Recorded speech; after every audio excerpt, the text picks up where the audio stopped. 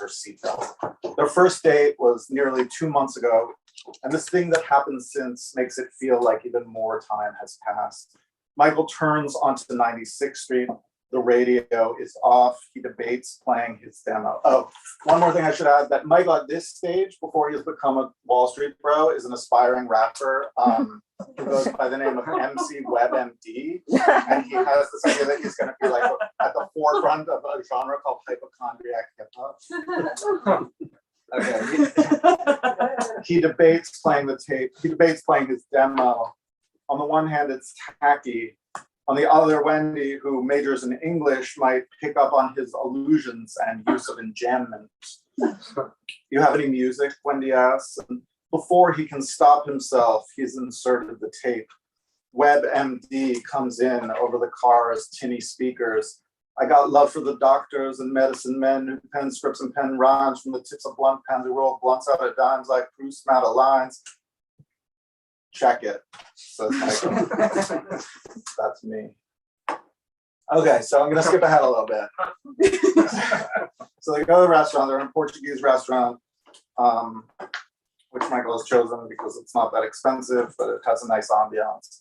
And they're sort of making small talk, and it's a little awkward. And the waitress comes, and there's a waitress named Bernice.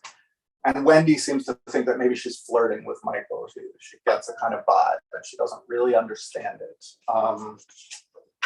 And so then they order the food, and they're talking, and things are a little awkward. And we're going to skip ahead a little bit.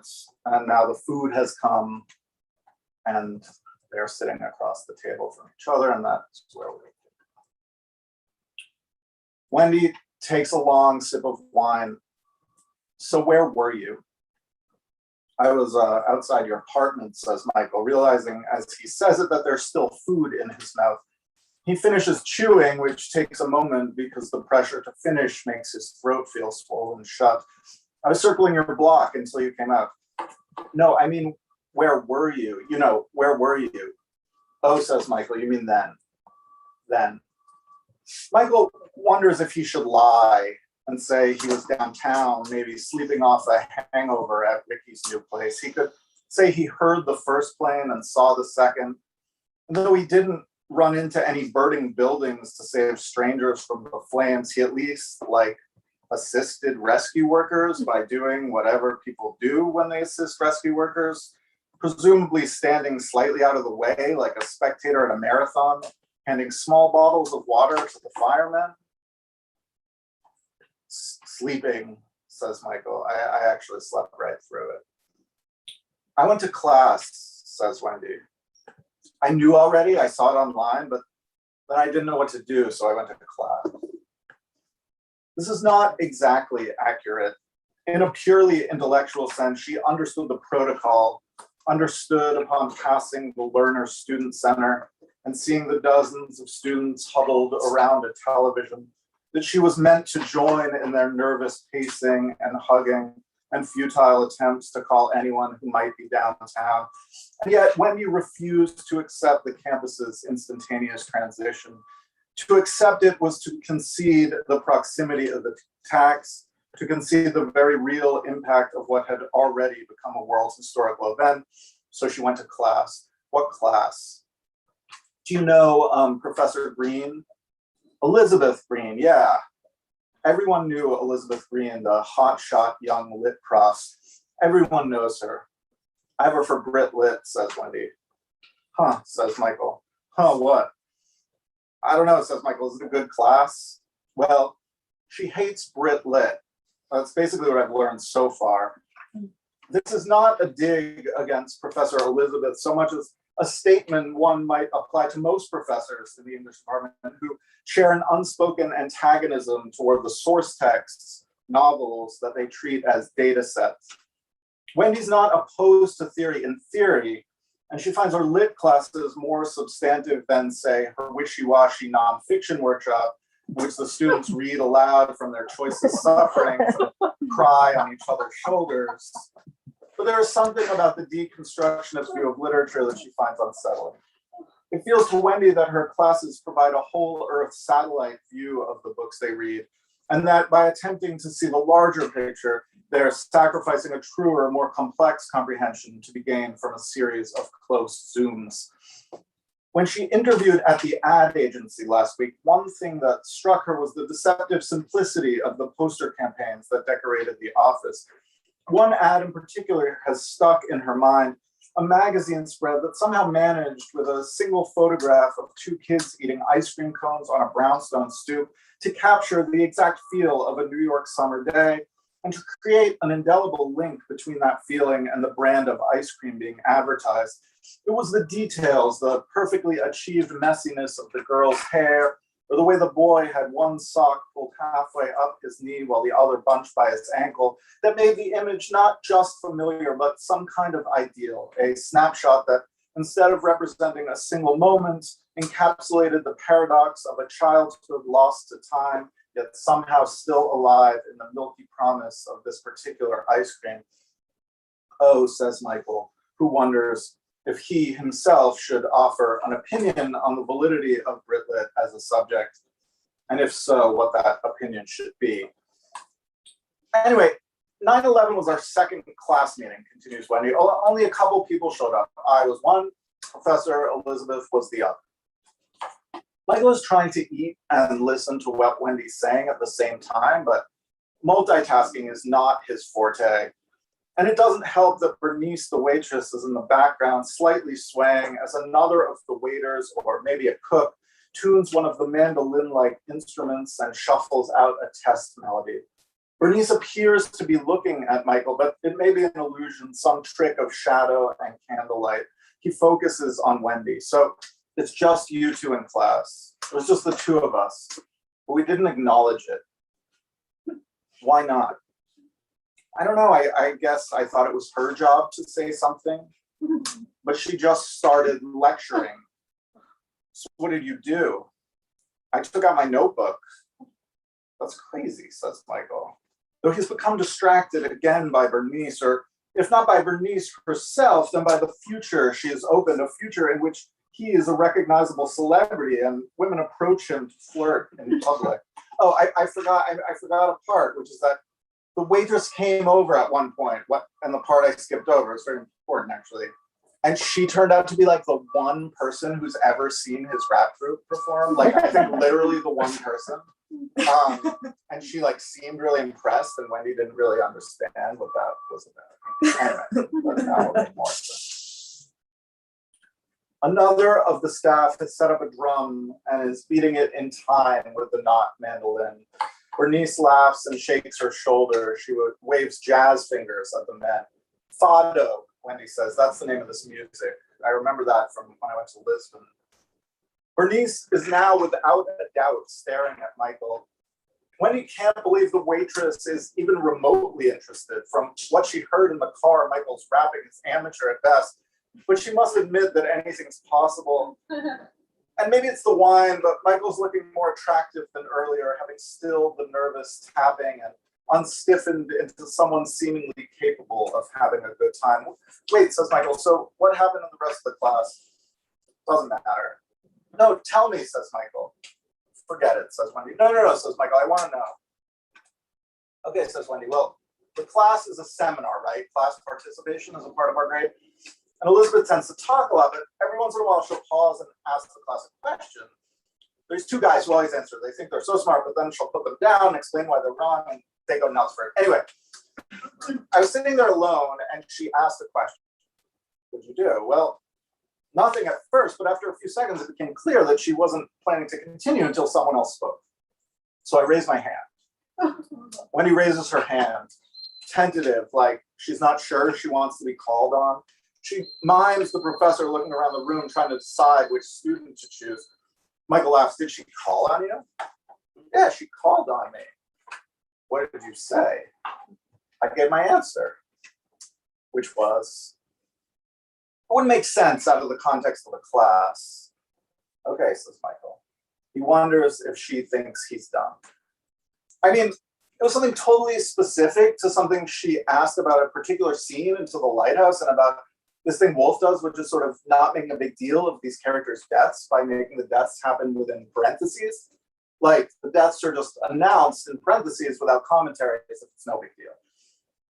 Anyway, I think what she was asking was something about how we decide when death is significant and when it's just death. And what did you say? I said death is significant to the dying. Huh. Elizabeth had the same reaction, actually. I finished my answer and she just kind of stood there for a long minute without saying anything. I could hear the buzz of the overhead light. That sounds awful. It was at first, but after a second I realized something crazy, which is that she was actually thinking about what I'd said, which it occurred to me is the exact thing most professors don't do. Like usually they have a kind of automated response, you know, like they've already heard all the answers before and they're just waiting for someone to provide the right one so they can move to the next part of the lecture. I don't know, maybe that's what makes her a good teacher. And when she finally responded, she didn't even like really respond. She just kind of said, that's interesting. I've never thought of it like that. Cool. So what happened? The rest of the class. It just kept going. She kept lecturing and occasionally asking questions, and I would raise my hand and answer, and she'd either engage with my answer and we'd have a short discussion, or else she'd pause and say, huh, and move on. At some point I got up to go to the bathroom. I wasn't sure if I was supposed to raise my hand and ask her or not, but I just sort of got up and mouthed. And she nodded and I went. When I got back, it wasn't like she kept on with the lecture in my absence or something creepy like that, but she was just standing there perfectly still.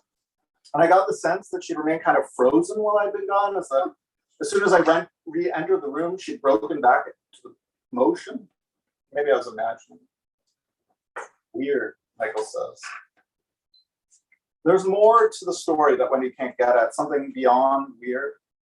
She's felt an unacknowledged intimacy with Professor Elizabeth in the months since, a feeling as if although they don't talk or otherwise interact, they are bound in an almost familial way, both complicit in something neither completely understands.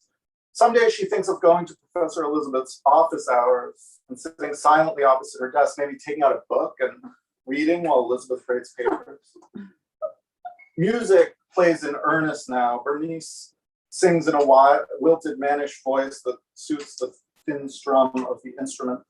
The rest of the wait staff have cleared tables toward the front, and the large party in back, probably friends of the waiters, has moved into the table of space and begun to dance.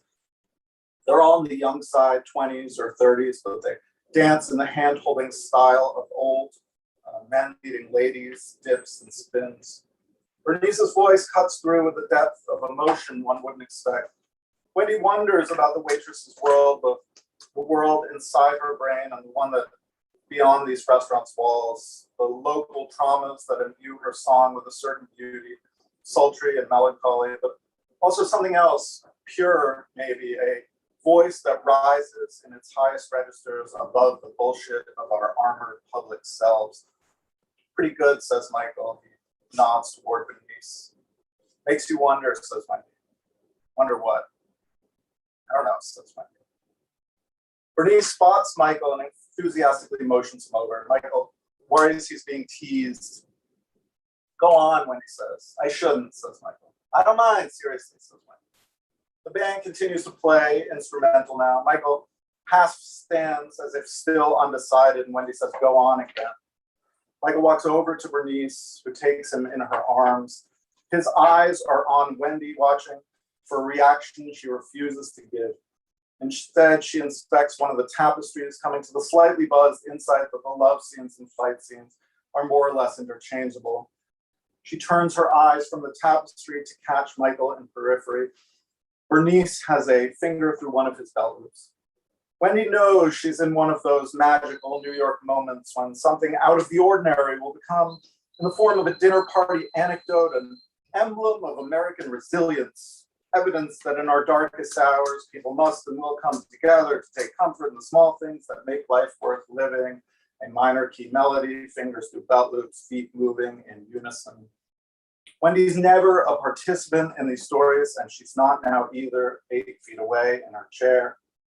So even though it's out of character, Wendy stands from her seat. She walks over to Michael and tugs at his elbow, loosening him from the waitress. Bernice goes without argument and begins again to sing. Later, in Michael's parked truck overlooking the Hudson from the edge of the West Harlem docks, Wendy will lean uncomfortably across the truck's wide center console and lay her head on Michael's shoulder. The windows will be cracked and the river will smell of fish and refuse. New Jersey on the other side, a shimmering mass of white light, so close you could swim if you had to, launch yourself into the black water and let the current take care of the rest. Wendy will try to recall Bernice's voice, its tone and timbre, its breathy texture. She will place a hand on the damp, unbuttoned area over Michael's breastbone. She will hold her palm to his sternum. She will twist a lock of his chest hair so that it loops around her finger like a ring.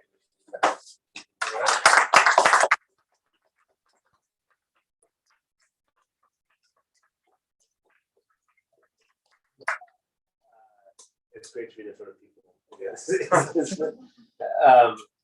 Thank you. There's obviously that takes place immediately after 9/11, and we'll get to that in a little bit. But Yeah, we don't have you don't have to. I think we will. But you introduce us to Michael and Wendy, who are so the two main characters of this book. And in some ways, the novel is a simple book of a marriage and kind of a whodunit. But it's so much more complicated in terms of its ideas, its framing, its structure, about how individuals and people sort of make choices and live in these larger superstructures of economics and politics and technology. So oftentimes novelists have a moment or two where they sort of say, this is sort of, I want to write this book.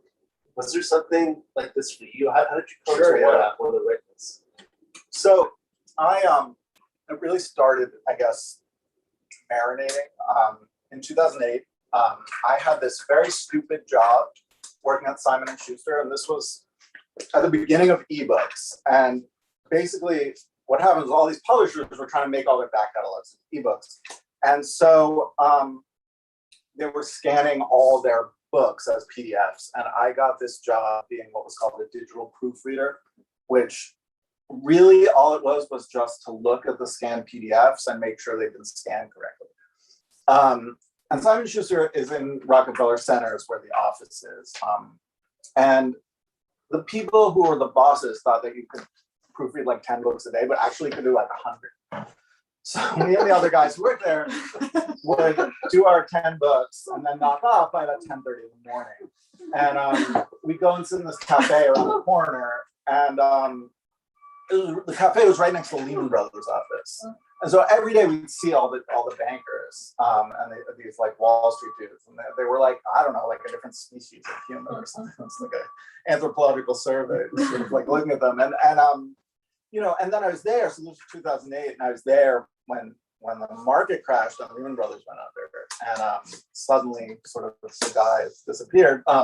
But like within like a couple days after this happened, I happened to run into someone I went to high school with who was a trader at Lehman Brothers, and a very, very nice guy, and someone I liked a lot, but who also, in whatever his individual role was sort of part of something that had these horrible repercussions for the entire country, the mortgage crisis and the market crash, and, all these people who bought homes with these shitty mortgages, and but he was a really nice guy, and I was just thinking a lot about that, I guess, and about how to square those two things, and about sort of how someone could end up in that role, and like this role of personal responsibility and complicity.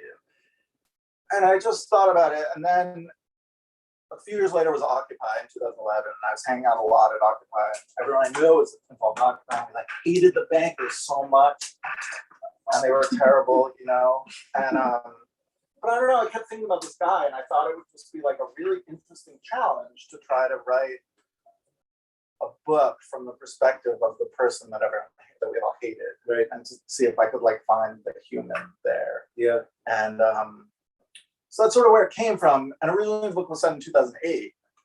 And then what happened was I started doing a lot of research into the 2008 crash, and it became quickly clear that like however much research I did, like my understanding of that event was going to be limited by the fact that I don't quite have the brain for economics in that way, and it also felt limiting in the sense that like to sort of have to write a kind of what would essentially be a historical novel and like stick to actual things that happened and you know place in New York that were where they were and blah blah blah. So I thought like it would be freeing to set the book in the future, where I could just make everything up. Maybe accelerated, whatever it is. I was really thinking about it as the future. The problem is it took me so long to write the book that what I thought was the future sort of caught up.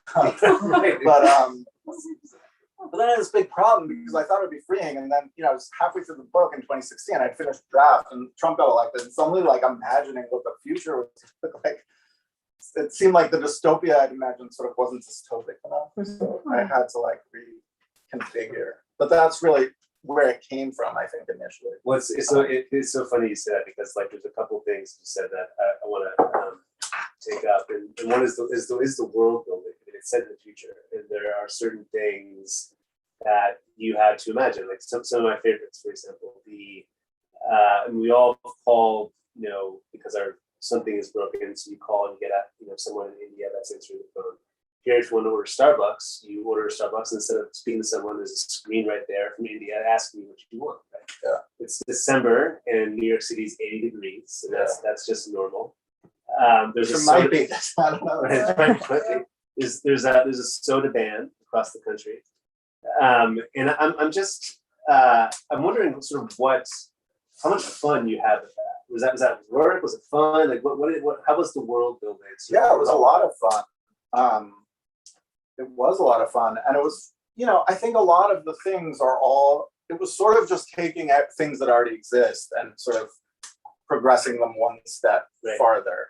And, you know, in that sense, it's really like about the present, I think, and it's sort of, you know, hyperbolizing or exaggerating things that exist in order to sort of like satirize them and make a point. Yeah, it was really fun coming up with all those. And the other thing that you mentioned about 2016, because there were a lot of instances where like there's the border wall is mentioned, the occupied borders. Like there are these things that, you know, it made me wonder if the longer you did write this, how much did you have to incorporate a lot, while you were editing? When my editor first gave me his like edit, he bought the book, and then you know we had a couple conversations, and he gave me his editorial letter, and we had a phone call. He said something so damning that I still think, not sure I resolved, but he was like, look, it's a great book, but like the problem is like essentially it's a novel that's like a critique of Obama era neoliberalism that doesn't really work for the Trump era. And so like, could you fix that? And I didn't really, I tried, you know. But I think in a weird way, it's a book set in a post-Trump world, and I think it's kind of like swung back around a little bit because it's sort of about, you know, I don't know, yeah. I want to get to those ideas behind the book in a second, but I want to ask about structure in terms of, you have Michael and Wendy, who are the two main characters. In the first third of the book, they are first-person narrations, sort of oscillating between the two. Then the really hefty sort of next chunk of the book is their third-person close. They're called tagged photos. We're going in on different characters and a lot of what's behind the death of one of the characters. there's a murder. There's a whole murder plot we didn't do. There's a murder. Yeah, we'll get to this thing. And then, you know, at the end, it sort of flips back to first person. So just talk a little bit about how you decided on that structure and how difficult it was to work through all that. It was a lot of trial and error, like error. It was just error. And then I figured it out. But you know, initially, I think I had like I started writing it around like shortly after I think this Roberto Bolaño's Savage Detectives came out. Right. And I was like, oh, I want to do that. I want to have like 56 first-person narrators. And so I started writing a book like that. And it was really hard to have like 50 different voices that all sounded different. So I quickly sort of scrapped that. But I really like these Michael and Wendy's first-person voices. And you know, and I think part of that was that, you know, as you said, it's like a big novel with a lot of ideas and a lot of moving parts. And I wanted it to be that, but I felt like it also very much had to be sort of grounded in this relationship and ground, and I wanted it to also feel really intimate. Because, as I said, I think it's really in some ways a book about like the effect of people's individual choices on world historical events, and vice versa, like on the way that sort of like these big things beyond our control sort of changes lives and relationships and marriage, whatever. And so that felt really important, that first it be intimate, and that first we sort of just get to know these two characters. And then when that was established enough that hopefully you cared about them enough that we could leave them for a bit and then sort of jump in and out, and then knowing we would get back to them later. And one of the key aspects of the book, one of the key ideas behind the book is universal basic income. There's one, so universal basic income is about to pass, and it's being debated in the Senate, and there's one senator who's kind of like the Joe Manchin of that time period, who's, he's in the pockets of the financial industry. They're not quite sure how this person's going to vote. What got you interested in? Obviously you were in 2008 with Occupy the financial crisis, but like universal basic income, it's got a very interesting history in the United States. Nixon, for example, was one of the but I think there's two versions of it, and one is this kind of libertarian version of it where you sort of kill all federal benefits and then replace it with a kind of meager salary instead. And then there's like the European socialist version where it's just like, no, you keep all your benefits and everything's salary. And that was sort of, I don't know. So my wife and I were living in Europe for a little while, and we spent some time in Scandinavia and Amsterdam living, and it just seemed like really good. Like they were, we were in Finland where the big universal basic income conference takes place every year, and or at least maybe that year, maybe it's not every year. I don't know, I was reading a lot about it, and I was just like, this is a great idea that would never catch on here. And that's sort of part of what the book's about too, is like, the sort of crushing of the idealism. Right. By not so much by the powers that be, but by the sort of wishy-washy, like liberals who sort of are very ready to accept something else as long as they can sort of preserve their self-image and still feel like they're good people and that they donate to the right Kickstarter campaigns or whatever, but still get to keep the majority of the money in their bank accounts. And because in the book, the basic income is essentially going to be paid for by taxing the wealthy, right? It's like $20,000. Yeah. So I want to ask about the sort of the mind-body relationship in this book, because it's you have in addition to there being this murder mystery, there's also this new technology that's coming to the fore, where it's a crazy book. So much where people will have the opportunity to wear bodysuits and helmets, and it's all sort of an thinking about like Facebook on steroids, where like all your vital information will be going to this one company, or like a Fitbit, and so like you have this thing that's physically covering you up, so that you're sort of hidden in some ways. But then you also have but the body in the book too. There's it's so important with drugs, with sex, with hunger, with connection, wanting to feel all that. Then emotionally too, a lot of the characters are just hiding stuff. It's just like there's so much sort of behind the scenes that people are not telling each other, and they're just sort of hidden. So I wonder, like, what is your if the emotion is hidden and the body is hidden, where are we finding connections with people? Maybe we're not. No, I don't know. I mean, that's the sort of cynical take. I mean, I think, I don't know. I think it's in some ways a book about how, I keep saying this is a book about this, but I think one of the things, maybe it's not a book about it, but one of the things in the book is sort of about how, I don't know, the contemporary world or culture or whatever is sort of structured in such a way that it makes it really difficult to form connections or to make connections. and certainly technology playing a That's big, the thing. Yeah, playing a big part of where's that. technology? Yeah, no, I think it. I mean, literally by the end of the book, it's like a spoiler, but people are like living in a sort of video game world. Yeah, I want to read this one part because I think it really. This is about a little more than halfway through the book. This is about technology, and Michael, one of the main characters. Michael imagines his easy rise to stardom in that meritocratic space, Shamerica, which is sort of this video game reality that these characters are dealing with. It's like apparently there's this thing called the metaverse, which I think, does anyone know about it? But I think they just stole my idea. Right? But yeah, it's like you wear a helmet and you're in this like virtual reality world, but it's real. But it's also it's real, but it's also sending you places that you just wasn't interested in going to before. Yes, It's giving you like catering consumer. It's a little bit like Minority Report in that way. Yeah. Or Yelp. It's like it's like one or the other. Yeah.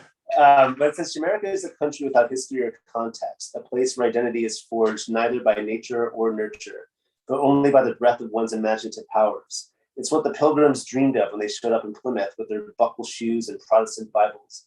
And now, in this TMI culture of online permanence, where search histories remain cryogenically frozen in server farm cloud storage, ever threatening to one day rise from the dead and return to ruin lives, Shamerica offers a viable antidote, the last frontier where a person might achieve a fresh start. Isn't that what technology is always doing? Isn't it always promising us some sort of like new fresh start when really it's a lot of the same sort of issues and contrivances in ways. Well, and if you think about like, I don't know, like The Sims was something I was thinking a lot about when I played. It was like a game where you just like make a little version of yourself that just does the same boring things that you do in your life. And that's sort of what, in a different sense is what happens here.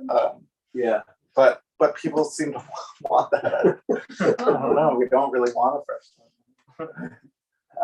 But I do think, I guess, sorry, just one more thing to say about that is I was thinking a lot about like this idea of anonymity on the internet. Right. And the way that can sort of encourage like people's worst selves. Right. Which is sort of, I think, what that passage is speaking to. I'm like, I don't know, like I just watched like QAnon documentary and like in a weird, it is this kind of like lawless, wild. The internet really became this like lawless, wild west that like still no one seems to know how to regulate as far as like I mean, there's a lot of parallel. So this murder we keep referring to is it's one of the main characters is murdered in the book, and it's a result of sort of these two strands coming together. One is this like Gatsby-esque party that a lot of these wealthy. It's actually a Great Gatsby theme party. Theme party. And the other is there's a guy named Jay Deaver who organizes sort of the current incarnation of Occupy. It's called Noose. And he orchestrates sort of a protest for universal basic income. But a lot of the people that are there sort of crash this party in which one of this character dies. And there's this sort of question at the book about culpability and about who's responsible for ideas and creating movements. And it was so interesting because this was out before January 6th, but like I saw a ton of parallels between, is Donald Trump responsible for January 6th? Speaking of all these people that sort of gather together through the internet to this one space, in this book, everyone's trying to pin this murder on Jay Deaver because of what he orchestrated. And I found it, incredibly interesting with those. You didn't mean it to be those parallels, but they were. So wait, what is the responsibility of leaders and their I mean, the good thing about writing a novel is that you don't have to answer questions. You just have to ask. Yeah. I don't know. I mean, the novel is. I'm not sure what the answers to these questions are, and that's sort of what to me, like the writing is to try and sort of to explore these questions or to get at. Yeah. I don't know. There's this Grace Paley quote, like it's not write what you know, but write what you want to know. And I feel like What'd you learn in the process? I learned one that my understanding of economics is very limited, will always and forever be quite limited. Yeah, I don't know. I guess whatever I learned is just the book. That is, Yeah. Yeah, I do. But I don't know what the answers to sort of these questions about complicity are, other than like, I don't know. I hope that sort of in the book, everyone feels human and in that sense somehow sympathetic and also complicit in a way, and that maybe those two things can, coexist. Yeah. That they don't have to be sort of heroes and villains, but just all sort of complicated people who've done varying degrees of terrible things. Well, I think that goes back to a little bit to the start of the conversation in terms of this idea of indifference, this idea of personal responsibility, and the sort of the genesis of the novel, looking at your banker friend, and sort of the harm he had wrought, but knowing that he was a good person, how you can reconcile the two. Yeah. And I think I want to just read this other passage too, which I thought was really interesting, just about this idea of responsibility and indifference. Then we can take some questions after that. So this is the idea of indifference and personal responsibility. And not just among finance types either. Michael sees indifference wherever he looks, in the eyes of his parents, who act like Ricky was only a passing acquaintance, and Broder, who won't return Michael's calls, and the journalists, lobbyists, and politicians whose outrage over the murder is guided by self-interest, and Michael's former classmates who were still cruel to Ricky in high school and acted dramatically stricken today. But mostly Michael sees it in himself, in the long years without regard for his own heavy blueprint on the lives around him, from the nameless, faceless owners of the mortgages he packaged, to the current clients whose calls he continues to ignore, to Wendy's father, Fred, and to Wendy, all suffers at the hands of Michael's hubris and distraction, his negligence and incompetence, his careless attitude toward the hearts and assets of others. These people, and especially Michael, are the products of a culture that values entertainment over accuracy, a culture in which bias is so readily accepted that to imagine its absence seems impossible. They are the products of college classrooms that preach the postmodern gospel of infinite subjective realities, products of a news cycle that proves the claim. They are the Twitter babies and their Instagram spawn, trawling cyberspace armed with such vast quantities of speculation they can't help but mistake it for fact. They accept the rules of a game in which what's called truth is simply the loudest sound. I am whatever you say I am. So this idea of personal responsibility and indifference in this larger culture that we're all living in, like really sort of just very much cuts through this book. It's markedly different to how we sort of all felt after 9/11, right? Where there was like a month or 2 months, and people sort of felt like this is something that we're all a part of. There's just like this, right? Well, this some people felt that. I mean, I don't know that like Muslim Americans felt That's that true. necessarily, That's true. And I think that like, in fact, I don't know, maybe people did feel that, but like, that in itself is sort of like, was an advertising campaign. Like, did they feel that because it was real or because it was a thing that we were told that we should feel, Well, but even if you didn't feel part of a larger America, I think it was hard not to feel something after that, and hard not to feel that you were living through. Yeah. You couldn't be indifferent. Indifference was not really an option. Sure. And here, that's just what is the baseline. People just don't really. Yeah. That's interesting. Yeah. I don't know, but I think like with the character in the book, I mean, Michael, he's been participating in all these things, and now he's sort of like becoming like woke in a sense, right? And he's sort of like, oh, like I want to be a socialist. I'm like, write a book about Eminem, which is the other thing he's trying to do.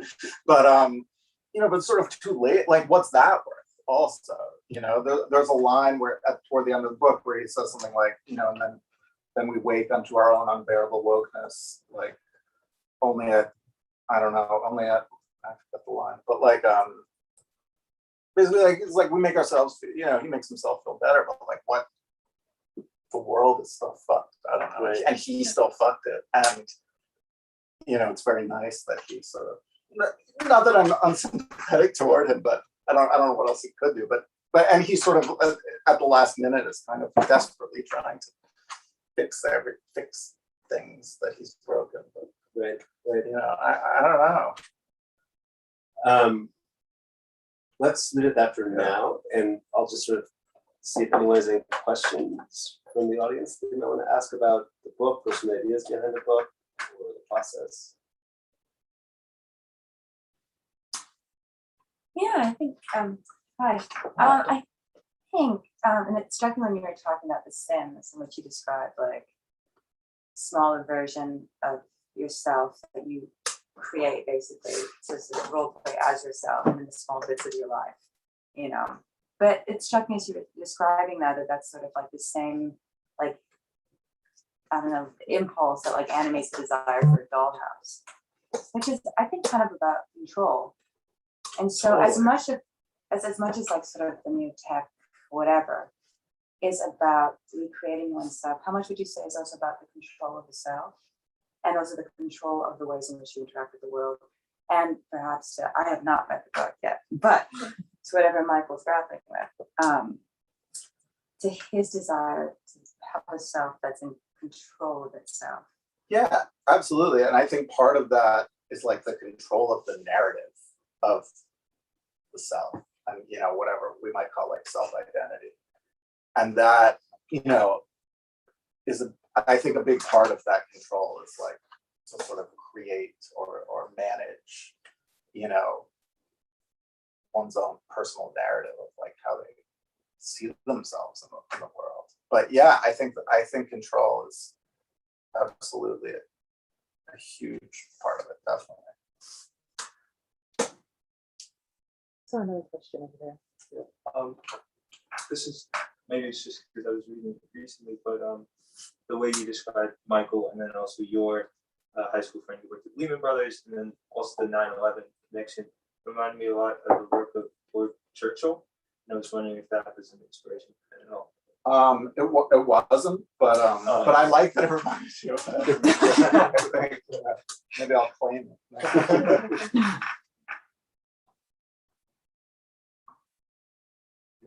I just have a question about your process and Sure. how I am always, so as someone who's married to a writer and has a brother-in-law who's a writer, and my mother's a writer too, so we have a lot of writers in the family, and I'm always in awe of your ability to, over very long periods of time, sustain this project and carve time out and refine. So I just would love to hear your thoughts on like if that's always been the way you've worked, if that's something that comes easily or very hard to you. Well, so one thing I always tell my students, and I think this is probably why a lot of writers are pretty like unstable emotionally, psychologically, but like I feel like to write a book, you sort of have to have these two aspects of your personality. And like one is that you have to just be the person who's so hard on yourself and thinks everything you do is terrible and just keep making it better. And like it's never good enough. You have to keep going and making it better and revising, as you say, and go back and go back. But if you just have that, you'll never finish the book and like you'll be too miserable. And so I think you also have to have like an incredible ego, to basically be like, these people that I made up in my head, like I need to spend 8 years like imagining their lives on the page because the world will be a better place when that exists. And so like you have to have both of those things. And I found that like I've had a lot of very talented students who have not ever published a book because they were only one or the other. And I think especially if you're only the second one, like you end up writing a book but it's not any good. Yeah. And if you're the first one, so did I always have those? Well, I mean, yeah, I think I've always had like, a large ego and like a very strong sort of sense of my own failure and ineptitude, and so maybe even before writing, I think, you know. You also have the discipline. But I think that's part of it. It's like, I don't know, like I was not a very good student in school and in high school, and in a weird way, like I feel like I'm still trying to like prove something or something. Like I'm still like, you know, I have to like keep working harder than everyone else. I have to put in more time than everyone else, because I don't know. Because yeah, I have that self-doubt. You know, I think it's useful. It's useful, and even if you know you feel tortured by it, but yeah. We have time for about one or two more questions. Yeah, Matt. Since you read from one a sample of Michael's rap lyrics, or I'm curious what the challenge was, or in writing those for him, kind of hitting the right tone of, you know, embarrassing, but also clearly someone who kind of is passionate about it. And what was the music you were hearing in your head that you would have been trying to rap over? Well, so I did at one point when I was writing a book, I did a couple of writing residencies, and one of them was in James Merrill, the poet James Merrill's house in Connecticut, and I was in this like big old house by myself, and I was actually just like finding beats on YouTube and recording myself spelling over them, and then just like trying to take like parts, and I sent my wife, she still cracks up about this, I sent her like a file of it, and I was like, don't never show this to anyone, like all caps, like top secret, and she like didn't know what she was getting. She's like, what the fuck is this? And then when she put it on, it's just me rapping. But yeah, I think just trying to like, I think exactly what you said, I like created a lot. I mean, that's really like, I think the only section that is like lyrics he wrote. And it was like, I created like pages worth of them, and then just like found the one part that seemed most apt, and then played around with that and messed around with it. Like Metamucil comes up. He has it, well, his DJ is Metamucil.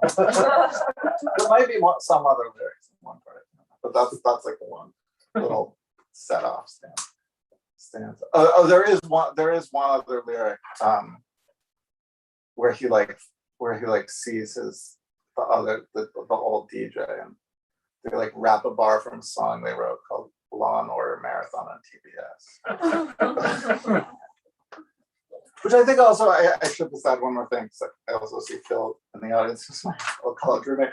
But there was like, you know, the book, they were in college, and like his rap group was like supposed to be set during like early 2000s. And I do think there was like it was like this moment of like college rap was like a real thing, like this sort of like indie hip hop world that like, or like type of rap that doesn't really exist anymore, maybe, that was like very clever, and like these like Aesop Rock and Slug, and I don't know, they all had songs like Law and Order Marathon and TBS. It was like sort of clever, but like less clever when you think about it now, maybe. You know, or like it was like, I don't know, really geared to like kids that like white kids at like liberal arts colleges in the Northeast, or at least was very popular. So yeah, anyway, so that I was sort of trying to like capture and make fun of that a little bit. Any last questions? A little bit of time. One more.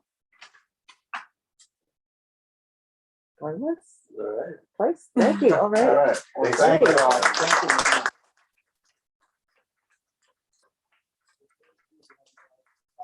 Yeah, it's fantastic. And thank you, Shamie. Yeah, thank you so much. And I'll sign books, and then I think we're gonna go get drinks. And we'll get some drinks. They're in charge of that. Great. And also, just before we close, can you both let our viewers and audience know where they can keep up with you if they want to learn more about what you're doing? Yes, I have a website called adamwilsonwriter.com. And I am also on Twitter at Bubbles Depot. You can just go to the chewcenter.gmu.edu. I do not do social media.